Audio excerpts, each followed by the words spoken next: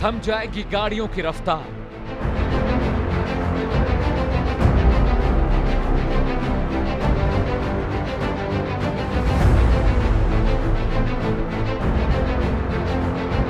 क्या फिर होगा कोविड वाला सन्नाटा?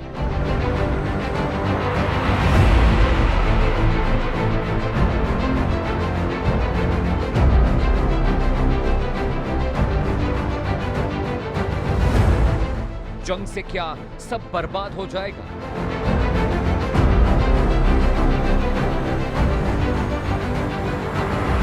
इमरजेंसी हालात तैयार हैं आप?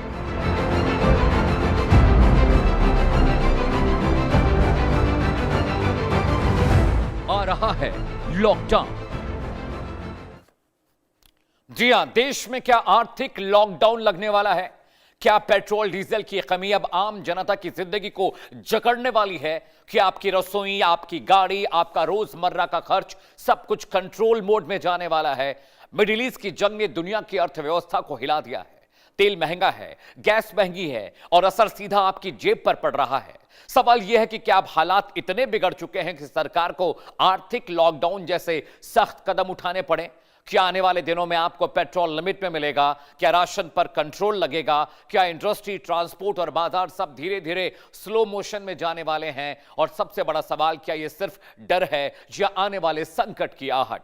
आज हम करेंगे सबसे बड़ा खुलासा कि जंग का भारत पर असली असर क्या है। क्या आपकी जेब पर लगने वाला है सबसे बड़ा झटका? और क्या देश तैयार है इस आर्थिक तूफान के लिए? क्योंकि यह सिर्फ खबर नहीं, आपकी जिंदगी से जुड़ा सबसे बड़ा सवाल है। सबसे पहले प्रधानमंत्री नरेंद्र मोदी का संसद में दिया वो बयान सुनिए। हम कोरोना के समय भी एकजुटता से ऐसी चुनौतियों का सामना कर चुके हैं। अब हमें फिर से उसी तरह तैयार रहने की आवश्यकता है। धीरज के साथ, संयम के साथ, शांत मन से हमें हर चुनौती का मुकाबला करना है। इस बीच पेट्रोलियम मंत्रालय की संयुक्त सचिव, ज्वाइंट सेक्रेटरी सुजाता शर्मा का भी बयान है। सुजाता क्या कह रही हैं, वो भी आपको सुनना चाहिए। वासियों को बताना चाहती हूं कि हमारे पास लगभग सालाना 26 करोड़ टन कच्चे तेल को रिफाइन करने की कैपेसिटी उपलब्ध है। और ये मैं इसलिए बताना चाहती हूं क्योंकि पिछले 2 दिनों से हमने देखा है कि कई सारे क्षेत्रों में रिटेल आउटलेट्स या पेट्रोल पंप के बाहर लाइन देखी गई है और पैनिक बाइंग भी ऑब्जर्व की गई है। मैं देशवासियों को विश्वास दिलाना चाहती हूं कि हमारे पास पेट्रोल और डीजल पर्याप्त मात्रा में उपलब्ध है। तो पर्याप्त पेट्रोल और डीजल की मात्रा देश में है, पैनिक की जरूरत नहीं है। आपने पीएम को सुन लिया, आपने सुजाता को सुन लिया जो कि ज्वाइंट सेक्रेटरी हैं पेट्रोलियम मिनिस्ट्री में। अब देश का सवाल भी सुन लीजिए जिस पर हम चर्चा करेंगे। जी हां, सवाल नंबर 1, जंग के चलते क्या ग्लोबल फ्यूल संकट आने की आशंका है? यह बड़ा सवाल है। सवाल नंबर 2, आपकी टीवी स्क्रीन पर दर्शकों, सरकार ने हालात बिगड़ने की आशंका क्यों जताई है जब सब कुछ कंट्रोल में है, सप्लाई पूरी है, बफर स्टॉक हमारे पास है? सवाल नंबर 3, क्रूड की कमी के चलते अब पेट्रोल डीजल क्या और महंगा होगा? कुछ कीमतों में इजाफा हुआ है, कहीं कीमतें नहीं बढ़ी हैं, प्रीमियम पेट्रोल महंगा हुआ है। सवाल नंबर 4 आपकी स्क्रीन पर दर्शकों, क्या महंगे क्रूड की मार आम जनता की जेब पर पड़ेगी? क्या आम जनता को मुश्किल आने वाली है? सवाल नंबर 5 जिस पर हम चर्चा करेंगे पूरे पैनल से, जनता को इमरजेंसी हालात के लिए क्या तैयार रहना चाहिए? क्या आर्थिक लॉकडाउन लगेगा? क्या चीजें लिमिट होने जा रही हैं? क्या ऑड एंड इवन फिर से शुरू होने वाला है? क्या पेट्रोल कितना लेना है, कितना नहीं, इसकी लिमिट सरकार तय करने जा रही है? एलपीजी की लिमिट क्या तय होने जा रही है? क्या एटीएम ट्रांजैक्शन की लिमिट तय होने जा रही है? ये सब कुछ अगले घंटे लगातार आपको मैं बताने जा रहा हूं। लेकिन प्रधानमंत्री नरेंद्र मोदी ने संसद में जो बातें कही वो बहुत क्रूशियल थी।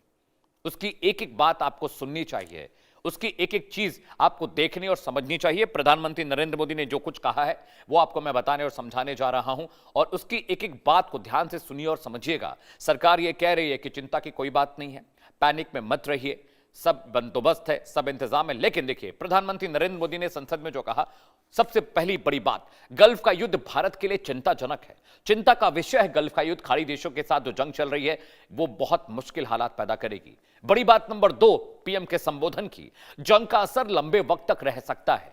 प्रधानमंत्री नरेंद्र मोदी ने संसद के पटल पर यह बात रखी। बड़ी बात 3, उनके संबोधन की, कोविड की तरह इसका सामना करना होगा जिस तरह से कोविड में देश एकजुट था। बड़ी बात नंबर 4, संबोधन की चौथी बड़ी बात, तैयार रहना होगा, हमें एकजुट रहना होगा किसी भी इमरजेंसी सिचुएशन के लिए। यह बात प्रधानमंत्री नरेंद्र मोदी ने संसद के पटल पर कही। बड़ी बात नंबर 5, हम कोविड के वक्त भी एकजुट थे, एक साथ थे। एक संदेश था कि हमें फिर से धैर्य बनाकर साथ रहना होगा, धीरज, संयम, शांत रहकर मुकाबला करना होगा। पीएम के संबोधन की छठवीं बड़ी बात आपकी स्क्रीन पर है दर्शकों। सातवीं बड़ी बात जो प्रधानमंत्री नरेंद्र मोदी ने अपने संबोधन में देश को कही, आर्थिक ऊर्जा सप्लाई चेन पर असर पड़ा है क्योंकि जंग की वजह से वेसल्स और शिप्स नहीं आ पा रही हैं। पीएम के संबोधन की सातवीं बड़ी बात आपकी स्क्रीन पर। आठवीं बड़ी बात आपकी स्क्रीन पर, पेट्रोल, डीजल, एलपीजी सप्लाई प्रभावित हुई है और उसके प्रभावित होने से डिमांड ज्यादा, सप्लाई कम, यानी प्राइसेस ऊपर जाएंगे। जी हां, अगली बड़ी बात, जंग इंसानियत के खिलाफ है। यह बात प्रधानमंत्री नरेंद्र मोदी कह रहे हैं कि ये जो जंग है, ये ह्यूमैनिटी के लिए अभिशाप है। बड़ी बात नंबर 10, कारोबारी जहाजों, ऊर्जा ठिकानों पर हमले अस्वीकार्य हैं। प्रधानमंत्री नरेंद्र मोदी ये कह रहे हैं कि कारोबारी शिप्स पर हमले ठीक नहीं है। बड़ी बात नंबर 11, राज्यों, जनता को अलर्ट रहने की जरूरत है, यानी आप संयम में रहिए, एकजुट रहिए, एक साथ रहिए और इस मौजूदा हालात से लड़ने के लिए तैयार भी रहिए। लेकिन पेट्रोल डीजल की सप्लाई में दिक्कत किस तरह की है, क्या दिक्कत है, उस दिक्कत को समझने की जरूरत है। जी हां, ग्राफिक के जरिए आपको बताने जा रहे हैं, फुल फ्रेम ग्राफिक्स हम आपको देंगे कि पेट्रोल डीजल की जो सप्लाई हो रही है उसमें क्या दिक्कत है। जी हां, देखिए, इकोनॉमिक लॉकडाउन लगने वाला है। क्या है आर्थिक लॉकडाउन, ये समझिएगा। प्रधानमंत्री नरेंद्र मोदी ने अपने भाषण में जो बातें कही उसकी डिटेलिंग यहां करें। परिभाषा नंबर 1, फैक्ट्रियां बंद करना। अगर आर्थिक लॉकडाउन लगा तो क्या होगा, फैक्ट्रियां बंद हो जाएंगी। परिभाषा नंबर 2, ट्रांसपोर्ट सीमित करना होगा, यानी ट्रांसपोर्ट का जो आवागमन है, जो फ्यूल कम होगा तो ट्रांसपोर्ट भी सीमित करना होगा। क्या आर्थिक लॉकडाउन देश में लगने वाला है और वो होता क्या है वो बता रहा हूं मैं आपको। पेट्रोल डीजल की सप्लाई पर कंट्रोल हो जाएगा जब आर्थिक लॉकडाउन देश में लगेगा। अगली परिभाषा क्या है आर्थिक लॉकडाउन की, जो चौथी परिभाषा आपकी स्क्रीन पर है, पेट्रोल डीजल खरीद पर भी लिमिट हो जाएगी। जी हां, आप मनमाना पेट्रोल डीजल नहीं खरीद सकते। अगर आर्थिक लॉकडाउन लगेगा तब, उस कंडीशन की बात मैं कर रहा हूं, अभी ऐसी कोई बात नहीं है। परिभाषा नंबर 5, जरूरी चीजों को राशनिंग, यानी जरूरी चीजें उसकी राशनिंग होगी, यानी उसको एक सीमित दुकानों से बांटा जाएगा, बेचा जाएगा। ये आर्थिक लॉकडाउन लगने की कंडीशंस बता रहा हूं, अभी ऐसे हालात देश में नहीं है। परिभाषा नंबर 6, जरूरी सेवाओं को प्राथमिकता दी जाएगी। जो इमरजेंसी सेवाएं, सर्विसेज हैं, उन्हें प्राथमिकता दी जाएगी, सबसे पहले उन्हें प्रायोरिटी पर रखा जाएगा। परिभाषा नंबर 7, एटीएम ट्रांजैक्शन पर भी लिमिट हो सकता है। अगर आर्थिक लॉकडाउन लगेगा तो एटीएम ट्रांजैक्शन पर भी लिमिट सरकार लगा सकती है। अगली परिभाषा आपको बता रहे, इकोनॉमिक लॉकडाउन लगने वाला है क्या, यह बड़ा सवाल था। 7 परिभाषाएं मैंने आपको बता दी। अब अगले ग्राफिक्स पर आते हैं। जी हां, पेट्रोल डीजल की सप्लाई में दिक्कत क्यों हो रही है, क्यों दिक्कत हो रही है, यह आपके लिए समझना बहुत जरूरी है। उसकी वजह आपके लिए समझना बहुत जरूरी है और उसके जरिए मैं आपको बताऊंगा और समझाऊंगा कि आखिर यह सप्लाई चेन क्यों बिगड़ गई, इस सप्लाई चेन की बिगड़ने की वजह क्या थी और कैसे यह सप्लाई चेन अब बेहतर हो पाएगी, अब ठीक हो पाएगी। खाड़ी देशों के युद्ध की वजह से, हॉर्मुज़ स्ट्रेट लॉक होने की वजह से किस तरह से अब दिक्कतें और परेशानी आने जा रही हैं, यह आपके लिए समझना बहुत जरूरी हो गया है। जी, मैं आपको बताने और समझाने जा रहा हूं दर्शकों। पहली वजह, अंतर्राष्ट्रीय तनाव और युद्ध। पेट्रोल डीजल की सप्लाई में दिक्कत क्यों हो रही है, वजह नंबर 1 आपकी स्क्रीन पर है। अंतर्राष्ट्रीय तनाव और जंग की वजह से सप्लाई बाधित हो रही है, जिसकी वजह से इस तरह की खबरें आ रही हैं। वजह नंबर 2, कच्चे तेल की कमी या महंगाई। पेट्रोल डीजल की सप्लाई में दिक्कत की सबसे बड़ी वजह कि क्रूड की जो सप्लाई है वो जंग की वजह से कमतर हो गई है, कंट्रोल हो गई है, अभी उसको रीडिफाइन करने की जरूरत है। वजह नंबर 3, रिफाइनरीज से जुड़ी दिक्कतें। खाड़ी देशों में ईरान के हमलों की वजह से बहुत सारी रिफाइनरीज में दिक्कत हुई है, बहुत सारी रिफाइनरीज खराब हो गई हैं, लॉजिस्टिक्स खराब हुए हैं और ईरान में भी बहुत सारे जो सेंटर्स थे, रिफाइनरी सेंटर्स, वो भी तबाह हुए हैं, जिसकी वजह से भी दिक्कत आ रही है। लॉजिस्टिक्स, ट्रांसपोर्ट की समस्या, हॉर्मुज़ स्ट्रेट बंद हो गया है, जिसकी वजह से बहुत सारे वेसल और शिप क्रूड, कच्चा तेल, एलपीजी, एलएनजी लेकर नहीं पहुंच पा रहे हैं अपने डेस्टिनेशंस पर। वजह नंबर 5, सरकार की नीतियां और टैक्स, यानी अगर सप्लाई कम होगी, डिमांड ज्यादा होगी, तो सरकार को मजबूरन कीमतें बढ़ानी पड़ेंगी, टैक्स में बदलाव करना पड़ेगा। एक वजह यह भी है। पैनिक बाइंग, दिक्कत इसलिए भी हो रही है, लोग पैनिक बाय कर रहे हैं, लोग गाड़ियों में पेट्रोल भरवा रहे हैं, अपने कैंपर्स लेकर जा रहे हैं, प्लास्टिक के बॉक्सेस लेकर जा रहे हैं, वहां पर गैलन्स लेकर जा रहे हैं भरवाने के लिए। वजह नंबर 7, कंपनियों का नुकसान। देखिए, जब क्रूड और पेट्रोल की सप्लाई, क्रूड की सप्लाई कम हो जाएगी, डिमांड ज्यादा होगी, तो कंपनियों को ज्यादा कीमत अदा करनी पड़ेगी। क्रूड की कीमत $100 प्रति बैरल से ऊपर चली गई है। तो ये कुछ वजहें थी कि पेट्रोल डीजल की सप्लाई में दिक्कत क्यों आ रही है। अगले ग्राफिक्स पर आते हैं दर्शकों, समझिए। एक एक चीज डिटेलिंग आपको मैं बता रहा हूं ताकि आप किसी तरह के कंफ्यूजन में न रहे। सरकार पूरी कोशिश कर रही है कि सप्लाई बाधित ना हो, बफर स्टॉक हमारे पास है, फ्यूल सप्लाई पर जोर है। क्या सरकार कर रही है, यह भी आपके लिए समझने की जरूरत है। स्टेप नंबर 1, सरकार जो उठा रही है, पर्याप्त स्टॉक पर फोकस है। सरकार चाहती है कि पर्याप्त स्टॉक हमारे पास रहे ताकि किसी भी तरह की दिक्कत किसी को ना आने पाए, सप्लाई बनी रहे। स्टेप नंबर 2, रिफाइनरी की फुल कैपेसिटी में उसका इस्तेमाल। फ्यूल सप्लाई पर जोर है, सरकार क्या कर रही है, जितनी रिफाइनरी से उन्हें कहा गया कि वो फुल कैपेसिटी में काम करें।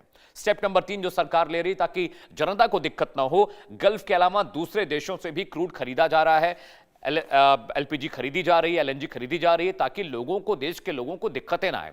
चौथा स्टेप जो सरकार ले रही है फ्यूल सप्लाई को बेहतर बनाने के लिए, शिपिंग और सप्लाई चेन को सुरक्षित रखना। सरकार शिपिंग और सप्लाई चेन को सुरक्षित रख रही है ताकि देश में किसी भी तरह की कमी, दिक्कत, परेशानी ना हो, प्राइसेस ऊपर ना जाए और जनता को कम कीमत पर फ्यूल मिलता रहे जिस पर मिल रहा है। प्राथमिकता तय करना, यानी प्राथमिकता तय करने से मतलब है कि फ्यूल सप्लाई कहां से होगी, किससे खरीदना है और बिना रोक टोक बेदिक्कत की चीजें देश में पहुंचती रहें। स्टेप नंबर 6 जो सरकार उठा रही है, जमाखोरी और ब्लैक मार्केट पर सख्ती, यानी बहुत सारे लोग जमाखोरी कर रहे हैं फ्यूलिंग की, एलपीजी की, उन पर सख्त कार्रवाई की बात सरकार ने कही है कि भाई इस तरह से मत करिए। पैनिक बाइंग, जो पैनिक बाइंग है उसको रोकने पर फोकस। सरकार लगातार जनता से बात कर रही है, जो नेता है, जो मंत्री हैं, जो विधायक अपने अपने क्षेत्रों में लगातार लोगों से कम्युनिकेट कर रहे हैं। पेट्रोलियम मिनिस्ट्री भी बार बार कह रही है, सरकार भी सोशल मीडिया पर बार बार ये संदेश दे रही है कि पैनिक बाइंग मत करिए, सब कुछ ठीक चल रहा है देश में। तेल कंपनियों को निर्देश दिए गए कि ज्यादा से ज्यादा कैपेसिटी में काम करिए और कोशिश करिए कि वक्त पर सप्लाई आप करते रहे। 9वां स्टेप जो सरकार ले लिए, पीएनजी और वैकल्पिक ऊर्जा का जो भंडार है उसको बढ़ाने पर बातचीत चल रही है, यानी डीजल पेट्रोल की सप्लाई बनी रहे, एलपीजी की सप्लाई बनी रहे, पाइप गैस की सप्लाई बनी रहे और वैकल्पिक जो ऊर्जा के स्रोत है सरकार उस पर भी लगातार फोकस किए हुए है। तो फ्यूल सप्लाई पर सरकार का जोर है। सरकार क्या कुछ कर रही है वो स्टेप मैंने आपको बता दिया, यानी सरकार चाहती है कि देश में किसी भी तरह की दिक्कत ना हो। भारत किन देशों से तेल खरीद रहा है, खाड़ी देशों में दिक्कत चली, मिडिल ईस्ट का विकल्प क्या क्या है, उस पर भी चर्चा करना बहुत जरूरी है, क्योंकि अब मिडिल ईस्ट से जो आने वाले तेल की सप्लाई है वो चल तो रही है लेकिन बेरोक टोक नहीं चल रही है, उसमें थोड़ी बहुत दिक्कत आ रही है और इसकी वजह से ही ये दिक्कत, ये परेशानी, ये प्रॉब्लम्स हो रही हैं। मैं आपको वो पूरे उन देशों की लिस्ट बताने जा रहा हूं दर्शकों, जहां जहां से हम क्रूड खरीद रहे हैं मिडिल ईस्ट के अलावा भी, और उस ग्राफिक के जरिए आप समझेंगे कि सरकार का जो बैकअप प्लान है वो बैकअप प्लान बहुत बेहतर तरीके से काम कर रहा है। पहला देश है रूस, जहां से हम क्रूड खरीद रहे हैं, सिर्फ खाड़ी देशों से हम नहीं खरीद रहे हैं। दूसरा मुल्क आपकी स्क्रीन पर आने जा रहा है, सऊदी अरब से भी बड़े पैमाने पर हम क्रूड खरीदते हैं, तो सऊदी अरब की सप्लाई भी जारी है, हॉर्मुज़ स्ट्रेट से चीजें धीरे धीरे बेहतर होती दिखाई दे रही हैं। अगला देश जहां से हम क्रूड खरीद रहे हैं उसका नाम है इराक। इराक से भी हम खरीद रहे हैं, रशिया, सऊदी अरब, इराक, उससे भी हम बड़े पैमाने पर क्रूड खरीद रहे हैं। जो भी पॉसिबिलिटीज और ऑप्शंस है उसका इस्तेमाल देश कर रहा है, सरकार कर रही है ताकि जनता को दिक्कत ना हो।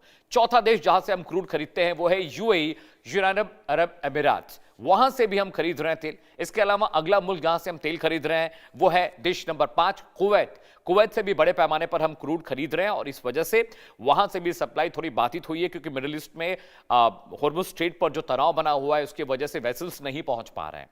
अगला देश जहां से हम क्रूड खरीदते हैं ओमान। ओमान एक और राष्ट्र है जहां से हम बड़े पैमाने पर कच्चा तेल खरीदते हैं। हालांकि सप्लाई हो रही है लेकिन बेरोक टोक नहीं हो रही, थोड़ी दिक्कतें अभी भी हमें फेस करनी पड़ी। हालांकि ईरान भारतीय शिप्स को ज्यादा से ज्यादा तरीके से वहां से क्रॉस कराने की कोशिश कर रहा है। अगला मुल्क जहां से हम क्रूड खरीदते हैं वो है अमेरिका। जी हां, अमेरिका से भी बड़े पैमाने पर हम शेल गैस और कच्चा तेल खरीदते हैं, यानी हमारे पास ऑप्शंस बहुत सारे हैं खाड़ी देशों के अलावा भी, ताकि देश में तेल की सप्लाई न रुके, फ्यूल की सप्लाई न रुके, क्रूड की सप्लाई न रुके।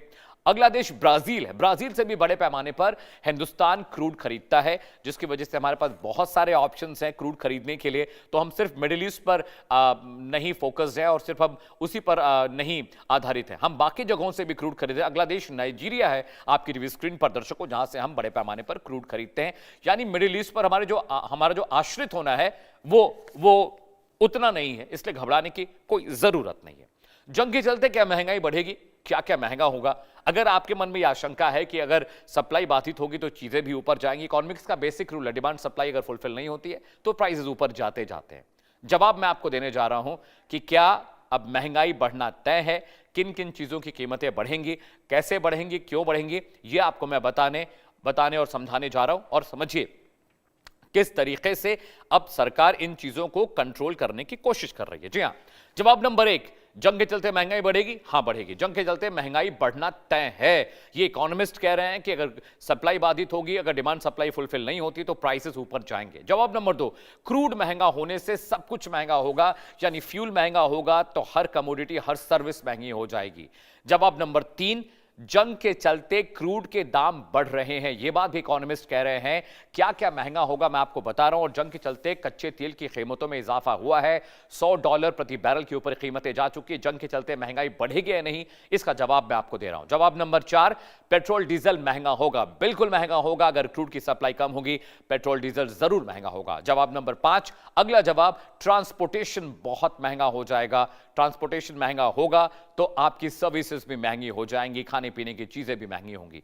अगला जवाब क्या है, खाना, कपड़ा, ये दोनों ही महंगे हो जाएंगे अगर इन्फ्लेशन बढ़ता है, क्रूड अगर सप्लाई टाइम पर नहीं होती है, फ्यूल महंगा होता है तो खाना और कपड़ा सबसे पहले महंगा हो जाएगा। इसके अलावा ट्रांसपोर्टेशन की हम बात कर रहे हैं, ट्रक का जो किराया है, जो माल ढोने वाले ट्रक्स हैं, जहां पर हमारा खाने पीने का सामान, दवाइयां, दुनिया भर के जो लॉजिस्टिक्स हैं, वो सारे महंगे हो जाएंगे। ट्रक का किराया बढ़ेगा अगर फ्यूल महंगा होता है। इसके अलावा किसानों पर भी बोझ पड़ने जा रहा है, कैसे, अगला पॉइंटर आपको बताएगा। जवाब नंबर 8 क्या है, खेती में डीजल महंगा हो जाएगा, यानी कि बहुत सारे किसान खेती के लिए डीजल का इस्तेमाल करते हैं, ट्रैक्टर के लिए, अपनी मशीन चलाने के लिए, बोरिंग चलाने के लिए, वहां पर कीमतों का दबाव देखने को मिलेगा। जवाब नंबर 8 आपकी स्क्रीन पर दर्शकों, सब्जी, दूध, अनाज की कीमतें भी बढ़ेंगी, यानी रोजमर्रा वाली जो चीजें हैं वो भी महंगी हो जाएंगी। अगला जवाब आपकी स्क्रीन पर है, इंपोर्ट महंगा होगा। जी हां, इंपोर्ट महंगा हो जाएगा। जवाब नंबर 10 आपकी स्क्रीन पर है, इंपोर्ट यानी बाहरी मुल्कों से सामान खरीदना महंगा हो जाएगा अगर फ्यूल महंगा होगा।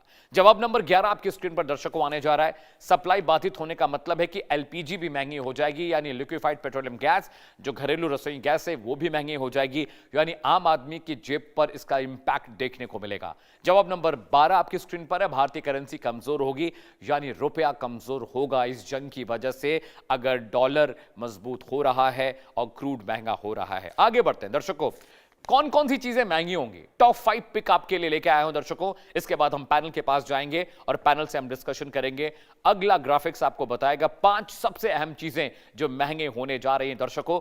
उसकी पिक नंबर 1, पेट्रोल डीजल महंगा हो जाएगा। कौन सी चीजें सबसे ज्यादा महंगी होंगी, टॉप 5 पिक लेकर आया हूं, पेट्रोल डीजल महंगा हो जाएगा।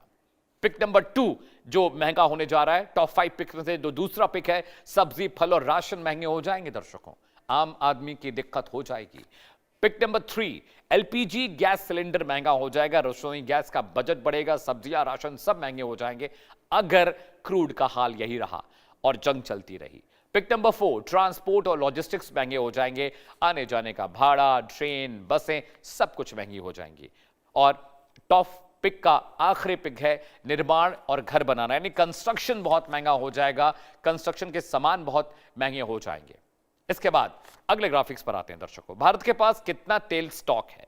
अगर आप ये सोच रहे हैं कि हम तैयार हैं मुकम्मल तरीके से, और अगर आप ये जान रहे हैं कि हम मुकम्मल तरीके से तैयार हैं, तो आने वाले वक्त में आखिर क्या क्या महंगा हो जाएगा ये भी आपके लिए समझना जरूरी है। एसपीआर एक बहुत स्पेसिफिक टर्म है जिसके बारे में मैं आपको बताऊंगा कि एसपीआर क्या होता है और हमारे पास कितने दिन का स्टॉक पड़ा हुआ है। ग्राफिक्स के जरिए आपको बताऊंगा, फुल फ्रेम ग्राफिक्स हम आपको देंगे और बताएंगे, समझाएंगे कि एसपीआर क्या होता है। जी हाँ, एसपीआर यानी स्ट्रेटेजिक पेट्रोलियम रिजर्व। ये फैक्ट्स बता रहा हूं, भारत के पास कितना तेल स्टॉक है और एसपीआर क्या होता है। प्रधानमंत्री नरेंद्र मोदी ने कितना इंतजाम किया हम देशवासियों के लिए ताकि हम पैनिक ना हो। फैक्ट नंबर 2, एसपीआर एक इमरजेंसी सीक्रेट बैकअप होता है, यानी ये बैकअप रखा जाता है इमरजेंसी के लिए, जंग के हालात के लिए, अगर कोई बहुत बड़ी बात हो जाए तो फ्यूल हमारे पास रहेगा। फैक्ट नंबर 3, इसकी लोकेशन विशाखापट्टनम, मैंगलोर और पादुर है, जहां पर हम इमरजेंसी स्टॉक रखते हैं अपने क्रूड का, अपने फ्यूल का, पेट्रोल डीजल का। फैक्ट नंबर 4 आपकी स्क्रीन पर दर्शकों आने जा रहा है, वो भी बहुत इंपॉर्टेंट है। एसपीआर में करीब 9 से 10 दिन का कच्चा तेल स्टोर रहता है। मैं ये बाइफर्केशन बता रहा हूं अलग अलग। एसपीआर में 9 से 10 दिन का तेल हमारे पास रहता है। अगला फैक्ट नंबर 5 आपके पास जो आने जा रहा है, जो हमारा स्ट्रेटेजिक रिजर्व है वो 10 दिन का होता है। फैक्ट नंबर 5, सरकार कई लेयर्स में तेल का स्टॉक रखती है, सिर्फ एक जगह नहीं होता, अलग अलग डिपोज, अलग अलग जगहों पर, अलग अलग असेंबलीज में हमारे पास क्रूड रखा होता है। सरकार कई लेयर में इसको इकट्ठा रखती है। फैक्ट नंबर 6, रिफाइनरी डिपो में 20 से 25 दिन का स्टॉक रहता है, यानी एसपीआर में 15 दिन का, रिफाइनरी डिपो में 20 से 25 दिन का, तो ये करीब करीब 30 से 35 दिन का हो गया। अगला फैक्ट, ट्रांजिट में 10 से 15 दिन का बैकअप होता है। ये ट्रांजिट का मतलब ये कि रास्ते में जो फ्यूल हमारे पास पहुंच रहा है समंदर के रास्ते में, वो ट्रांजिट होता है, तो उसको भी एक बैकअप की तरह सरकार काउंट करती है। 10 से 15 दिन का ट्रांजिट बैकअप हमारे पास होता है। तो टोटल बैकअप कितना हो गया? कुल बैकअप हमारे पास 40 से 50 दिन का बैकअप हो गया, और ये मोटा मोटा करीब करीब 60 दिन का बैकअप होता है, यानी किसी भी इमरजेंसी के हालात में हमारे पास 60 दिन का बैकअप होता है। इसलिए घबराने की, परेशान होने की जरूरत कतई नहीं है। सरकार ने सारे इंतजाम कर रखे हैं, लेकिन फिर भी अगर ये जंग लंबी खिंच गई दर्शकों, तो मुश्किल जरूर होगी। एक बड़ा पैनल मेरे साथ जुड़ रहा है, उनके जरिए मैं समझने जानने की कोशिश करूंगा, और ये हम समझने की कोशिश करेंगे कि आखिरकार आने वाले वक्त में इस जंग का इम्कान क्या होगा, क्या इंपैक्ट होने जा रहा है। स्वागत कीजिए इकबाल अहमद साहब का, कांग्रेस के नेता हैं। इकबाल साहब, बहुत बहुत आपका स्वागत है। इसके अलावा डॉक्टर संजय कुमार जी मेरे साथ हैं, जियो पॉलिटिकल एक्सपर्ट हैं। संजय सर, आपका भी बहुत बहुत स्वागत है। रजत मिश्रा मेरे साथ होंगे, इकोनॉमिस्ट हैं। रजत सर, आपका भी बहुत बहुत स्वागत है कार्यक्रम में। और डॉक्टर अवधेश उपाध्याय बीजेपी के प्रवक्ता हैं, कुछ ही वक्त में मेरे साथ जुड़ने वाले हैं, उनसे भी हम बात करेंगे। सबसे पहले मैं कांग्रेस लीडर के पास जा रहा हूं। इकबाल साहब, सरकार ये दावा कर रही है कि भाई हमारे पास सारे इंतजाम हैं, हमारे पास पूरा बफर स्टॉक है, पैनिक बाइंग मत करिए, पैनिक बुकिंग मत करिए, पेट्रोल पंप पर भीड़ मत लगाइए। प्रधानमंत्री नरेंद्र मोदी ने संसद में जब संबोधित किया तो उन्होंने 2-3 मोटी मोटी बातें कही। उन्होंने कहा कि कोविड की तरह ही हमें एकजुट रहने की जरूरत है, एक साथ रहने की जरूरत है, धीरज और संयम से काम लेने की जरूरत है। लेकिन इकबाल साहब, अगर ये जंग लंबी खिंच जाती है, क्रूड की सप्लाई रुक जाती है, तो उसका इंपैक्ट इकोनॉमी पर पड़ेगा। सरकार ये कह तो रही है कि घबराने की कोई बात नहीं है, सब चीजें यहाँ पर मुकम्मल तरीके से हैं, लेकिन फिर ये कहने की जरूरत क्यों पड़ी कि आपको कोविड जैसे हालात के लिए भी मेंटली प्रिपेयर रहना चाहिए? इकबाल साहब, देखिए, प्रधानमंत्री जी श्री नरेंद्र मोदी जी ने जो नीतियां अपनाई, वो नीतियों के वजह से आज इतना ज्यादा परेशानियों का सामना देश कर रहा है। आज जो संकट में देश आया है, वो उनकी नीतियों से आया है। ना वो इजराइल जाके फादरलैंड बनाते इजराइल को, ना आज इस परेशानियों का दौर देखना पड़ता। ईरान हमेशा हमारा साथ दिया है। भारत सन 94-95 की मैं बात करूं कि जब पूरी दुनिया मेरे साथ नहीं खड़ी थी, लेकिन ईरान मेरे साथ खड़ा हुआ। और आज पता नहीं क्या इनको खतौर छाया था कि मोदी जी जाते हैं और वहां पे इजराइल के प्राइम मिनिस्टर और उनके साथ मुलाकात करते हैं और कहते हैं ये फादरलैंड, अरे ये हिंदुस्तान का फादर हो जाता है, कभी जिंदगी में नहीं हो सकता है। और ट्रंप के पता नहीं किस डराव से या डर से ट्रंप के नतमस्तक हो गए, ट्रंप की चीजें सुनने लगे और देश को इस संकट में उन्होंने डाल दिया। तो देश जो है महंगाई से तो जूझ ही रहा था, अब इनकी कुछ गलत नीतियों से जूझने के लिए कगार पे आ चुका है। और प्रधानमंत्री जी पार्लियामेंट में बोल के लोगों को पैनिक कर दिए। इनको बोलने की जरूरत ही नहीं थी कि कोरोना जैसे हालात बन सकते हैं, आप लोग तैयार रहिए। तो जनता है, जनता परेशान हो गई, क्योंकि कोरोना काल में वो अपनी जनता ने देखा है कि प्रधानमंत्री जी ने कोरोना में कोई मदद ही नहीं की थी लोगों की। आज लोग परेशान थे, आज भी जो परेशान है वो अब और डर गए। डर के मारे वो लाइन लगा रखी है, उन्होंने गैलन ले लिया। कुछ लोग तो पूरा कई गैलन लेके पहुंच जा रहे हैं पेट्रोल और डीजल भरवाने के लिए। तो मैं जनता से भी अपील करता हूं, इतने पैनिक मत होइए और परेशान ना होइए।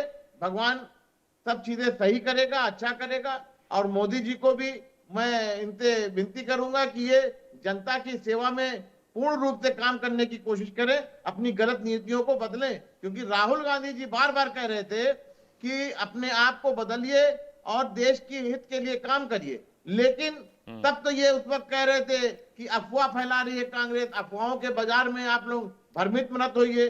तो मोदी जी हमेशा राहुल गांधी जी की बात नहीं माने। जब राहुल जी एक तरह से समझ लिए भविष्यवाणी जो करते हैं वो सच होती है, क्योंकि उनको जितनी नॉलेज है शायद किसी को इतनी नॉलेज होगी। मैं बार बार कह रहा हूं कि प्रधानमंत्री जी को राहुल गांधी से सीखना चाहिए। ठीक है, इससे पहले कि मैं बीजेपी के पास जाऊं, इकबाल साहब, पिनराई विजयन ने एक बयान दिया है कि राहुल गांधी को तो इतनी जानकारी भी नहीं जितना कि कांग्रेस का एक कार्यकर्ता जानता है। पिनराई विजयन, केरल के मुख्यमंत्री, उन्होंने ये बात कही है। अब राहुल गांधी कितने समझदार हैं उस पर हम आएंगे। अवधेश जी मेरे साथ हैं, डॉक्टर अवधेश उपाध्याय जी, बीजेपी के प्रवक्ता हैं। अवधेश जी, कांग्रेस के प्रवक्ता ये कह रहे हैं कि सरकार की गलत नीतियों, सरकार के गलत फैसलों की वजह से ये देश की हालत हुई है। आप इजराइल के साथ तो खड़े दिखाई देते, लेकिन ईरान के साथ आप खड़े नहीं हुए। ईरान ने हमें हमेशा हमारा साथ दिया है, लेकिन प्रधानमंत्री नरेंद्र मोदी ने इजराइल का दामन थामा। सरकार की गलत नीतियों की वजह से अब हालात खराब होते दिखाई दे रहे हैं। अवधेश उपाध्याय। अमित जी, अभी मैं सुन रहा था कांग्रेस के प्रवक्ता जो हैं इकबाल जी बोल रहे थे कि गलत नीतियां हैं। अरे भाई, गलत नीतियां होती तो आज हमारे देश में भी जो और देशों की जगह और देशों में तो और इवन रूल लागू हो रखा है, वो हमारे देश में हो चुका होता। जो और देशों ने जो फ्यूल राशनिंग कर रखी है वो हमारे देश में भी हो रही होती। जो गैस तेल पर जो और देशों ने जो 30 से 40% कीमतों की बढ़ोतरी की है वो हमारे देश में भी हो रही होती। लेकिन एक बात उन्होंने नहीं कही, सारी बातें कह दी। जहां जहां कांग्रेस की सरकार है हमारे देश में, हिमाचल प्रदेश हो, कर्नाटक हो, तेलंगाना हो, तमिलनाडु हो, वहां पर जो है पेट्रोल पर कीमत बढ़ाई गई है 5-5 रुपए। उसका जवाब नहीं दिया इन्होंने। हाँ, इन्होंने ये कहा कि मोदी जी की गलत नीतियां, मोदी जी की गलत नीतियां नहीं है, मोदी जी की जो कूटनीति है उसी के चलते आज हमारा देश मजबूती से खड़ा हुआ है ऐसे समय में, जिस समय में पूरा विश्व पर संकट के बादल छाए हुए हैं। ये सब लोग मान रहे हैं, कांग्रेस के बड़े बड़े नेता मान रहे हैं। कांग्रेस के बड़े नेताओं ने कहा है कि मोदी जी की जो कूटनीति है, जो विदेश नीति है हमारी, वो बहुत अच्छी काम कर रही है।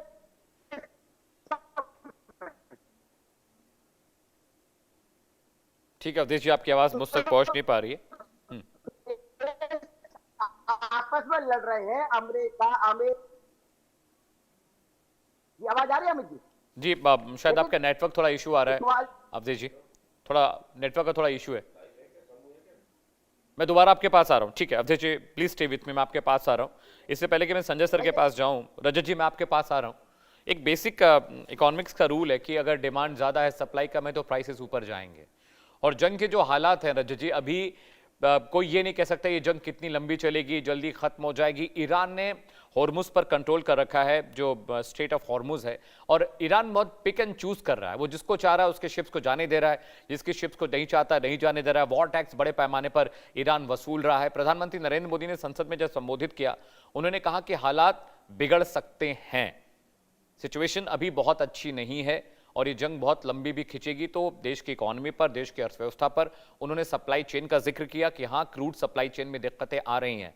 रजत जी, पॉलिटिकल वेंडेटा एक अलग बात होती है, पॉलिटिकल रेजिम चलाना एक अलग बात होती है, देश की बेहतरी के लिए काम करना एक अलग बात होती है, लेकिन अगर सप्लाई रुक गई, सप्लाई बाधित हो गई, तो प्रधानमंत्री नरेंद्र मोदी क्या करेंगे?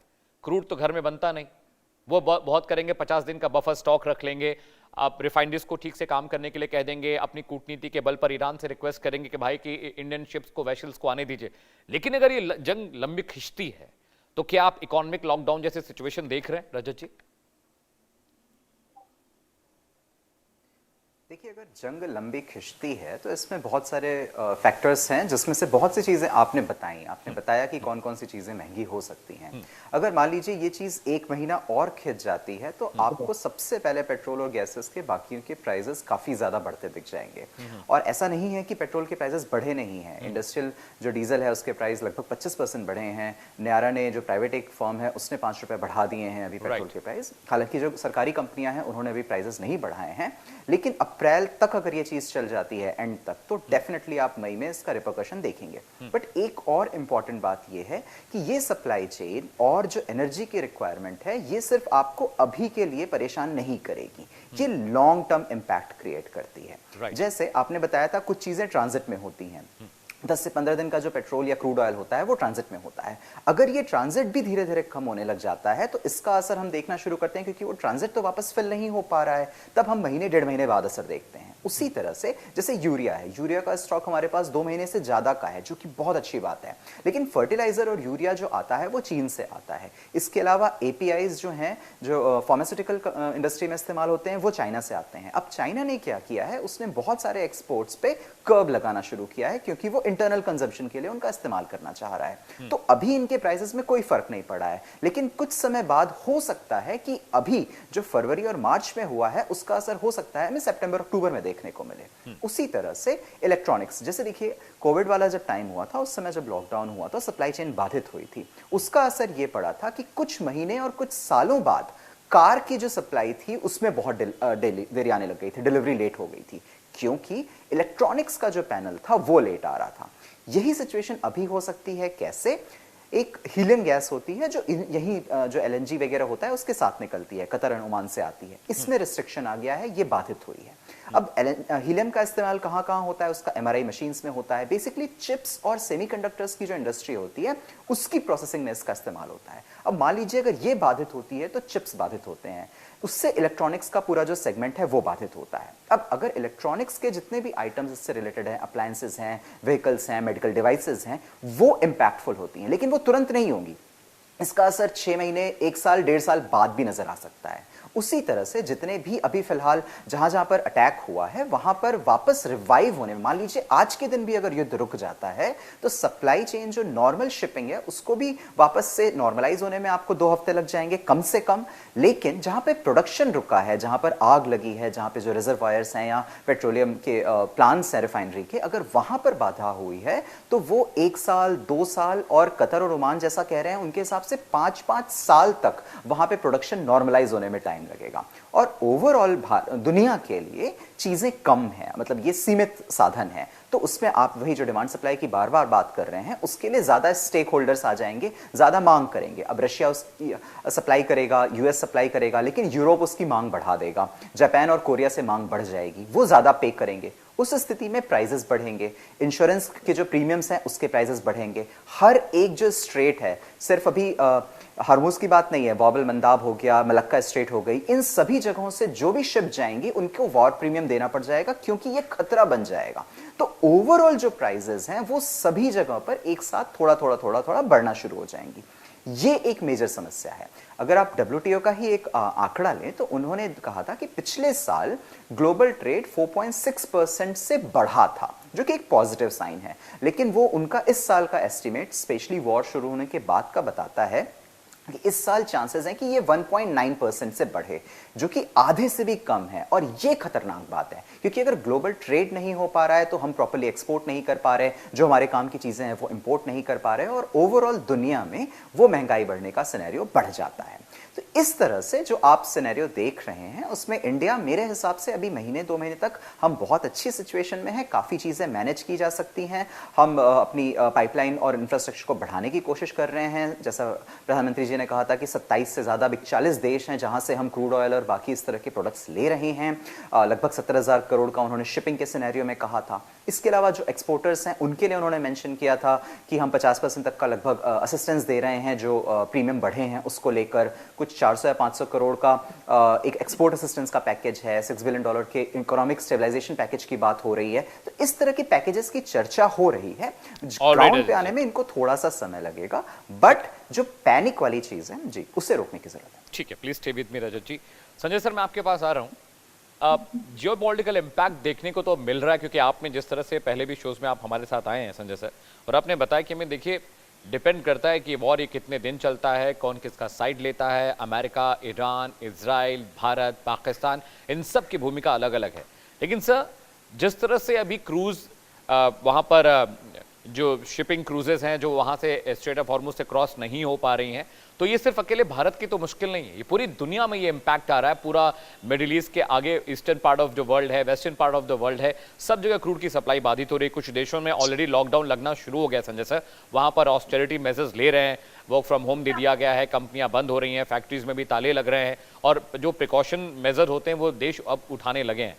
आप इसका इम्पैक्ट आने वाले 4-6 महीनों में कैसे देख रहे हैं? क्योंकि रजत सर भी कह रहे हैं कि अमित, अभी जो चीजें हो रही हैं उसका इम्पैक्ट अभी फौरी तौर पर भले ना देखने को मिले, लेकिन आने वाले 4-6 महीनों में इम्पैक्ट देखने को जरूर मिलेगा अगर ये वॉर लंबी खिंच जाती है। आप जियोपॉलिटिकल इम्पैक्ट कैसा देख रहे हैं सर क्रूड की वजह से जो दुनिया भर में होने वाला है? इम्पैक्ट तो होगा, इम्पैक्ट हो भी रहा है और इम्पैक्ट होगा। और अपने लोगों को अवेयर करना मैं समझता हूं कि शायद जरूरी है, बताना चाहिए प्रधानमंत्री जी को, और बता भी रहे।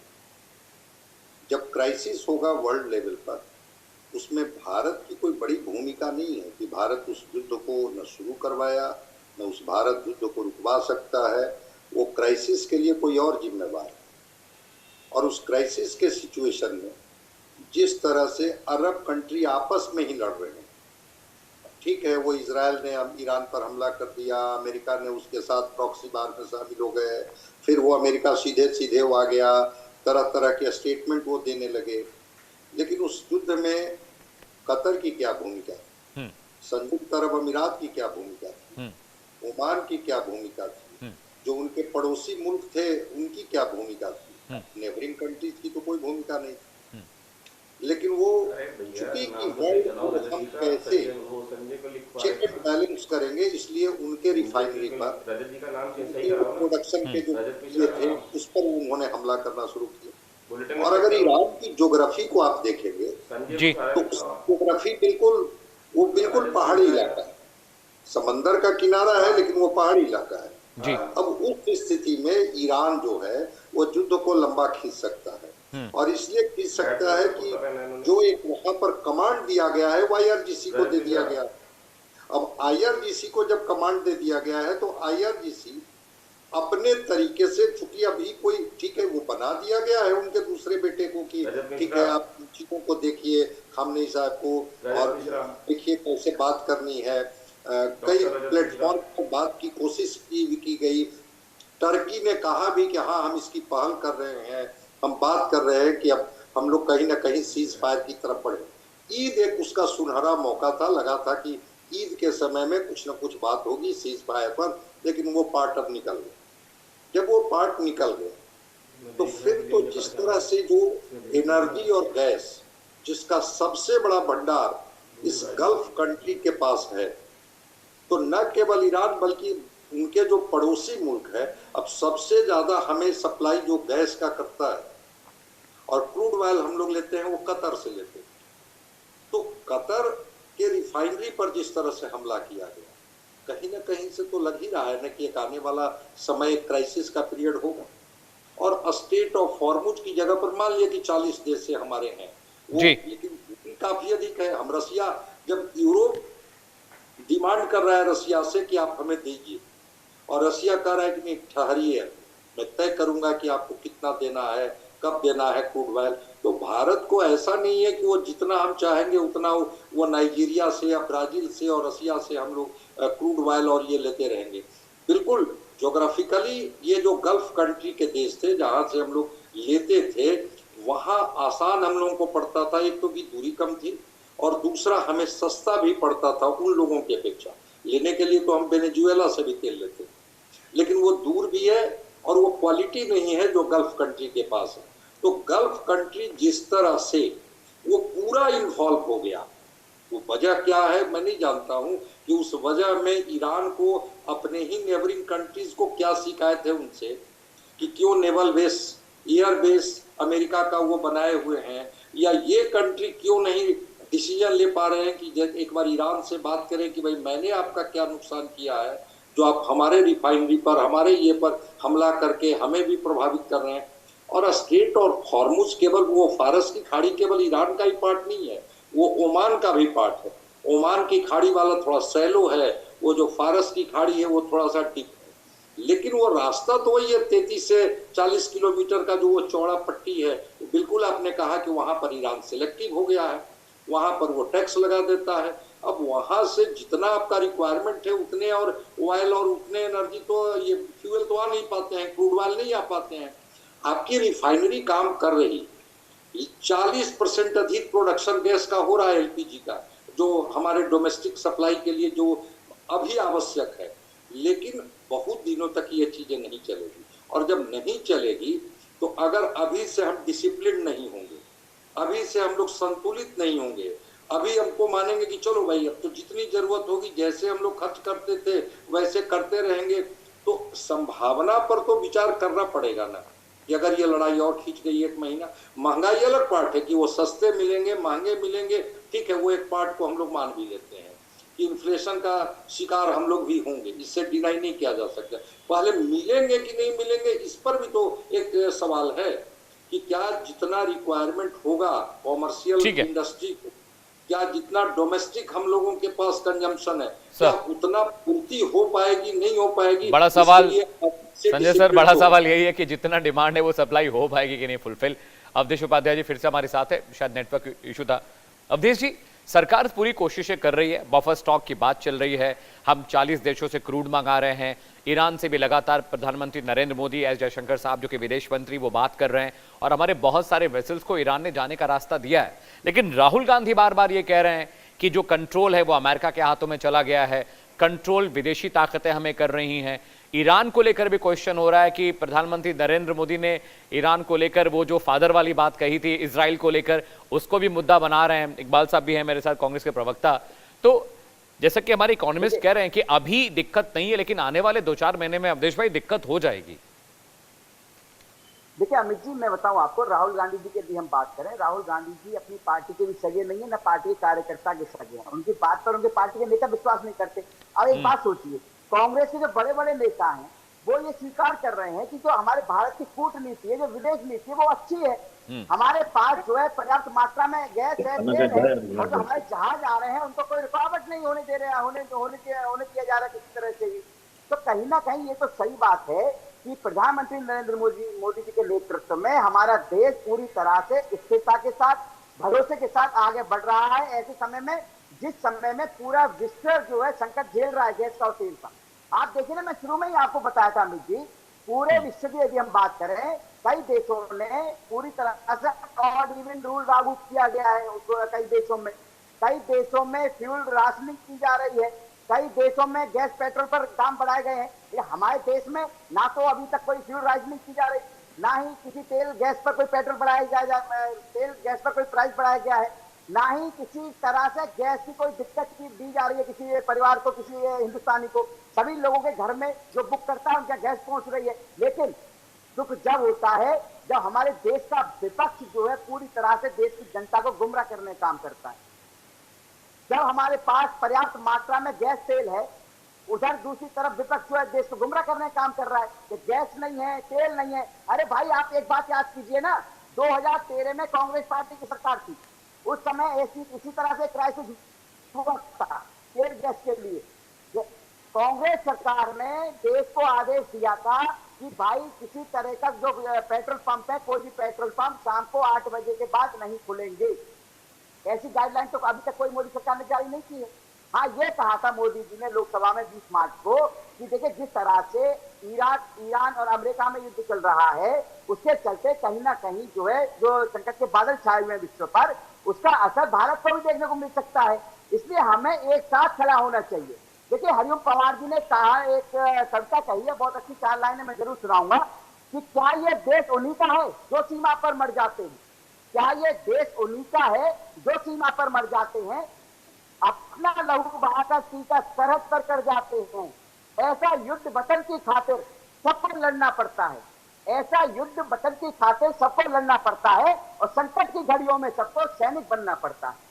ये सच्चाई है। यदि कोई संकट देश पे आता है तो हर देशवासी को एक साथ खड़ा होना चाहिए, और उसी विश्वास से देश की जो मोदी सरकार है वो भी इसी तरह से काम कर रही है कि हमारा देश पूरी तरह से, हर तरह से तेल को लेकर या गैस को लेकर सुरक्षित हो सके, किसी भी देशवासी को कोई दिक्कत या कोई परेशानी ना हो तेल गैस को लेकर। लेकिन वहीं दूसरी तरफ विपक्ष को आप देखिए, कल बैठक थी, बैठक में राहुल गांधी जी नहीं गए।